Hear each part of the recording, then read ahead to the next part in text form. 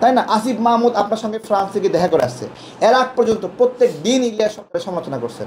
দেখি অদ্ভুত একটা প্রশ্ন, সালাউদ্দিন সাহেব লুঙ্গি পরে কেন শিলংয়ে?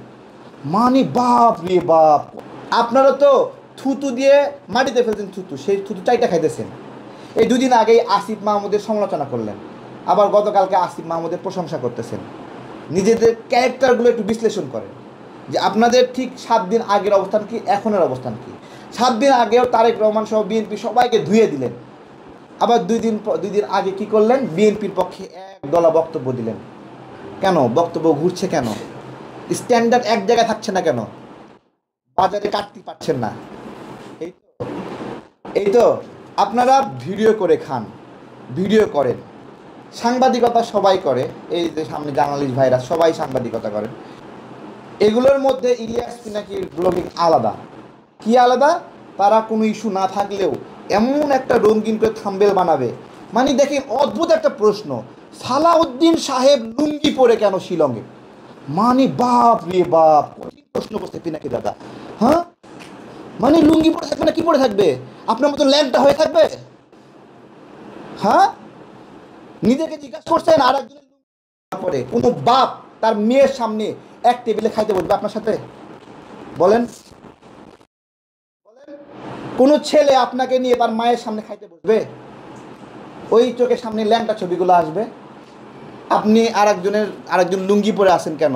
এই যে প্রতিদিন ভিডিও করার যে তাগাদা, যে একটা করে ভিডিও বানাইতে হবে, ইনকাম করতে হবে, ব্লগিং করতে হবে, এগুলো থেকে বের হয়ে আসেন। আপনাদের এই চাহিদা মেটানোর সক্ষমতা আমাদের নাই ভাই। হ্যাঁ, আপনাদের এই ক্ষুধা মেটানোর সক্ষমতা বাংলাদেশের নাগরিকদের নাই। আপনারা যেই চেষ্টাটা করতেছেন যে আপনারা ডক্টর ইউনূসকে গ্রিপে রাখবেন, যতক্ষণ পর্যন্ত গ্রিপে আসে নাই ততক্ষণ পর্যন্ত গালিগালাজ করছেন। যেই আপনার গ্রিপে আসছে তখন প্রশংসা করা শুরু করছেন, যেই ভাগ পাচ্ছেন আর প্রশংসা করা শুরু করছেন।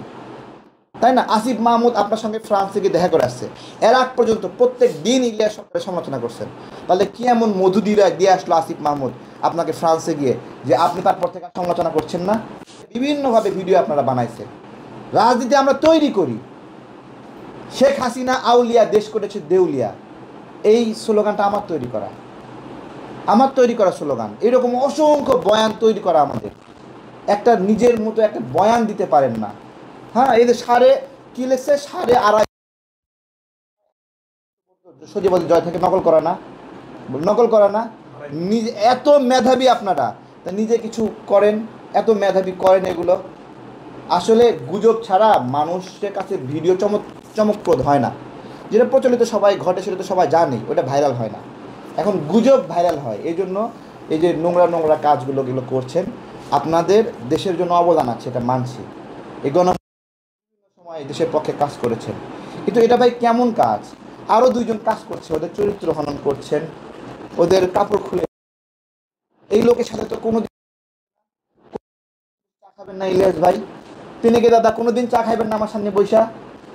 বলেন, কোনোদিন কোনোদিন সালাউদ্দিন ভাই সামনে যাবেন না? ফখরুল কোনোদিন যাবেন না? তাহলে যে মানুষটাকে এই যে নোংরা কথা সাজাচ্ছেন, বানাচ্ছেন, হ্যাঁ, এই মানুষের সামনে আবার কোন মুখে দাঁড়াবেন বলেন?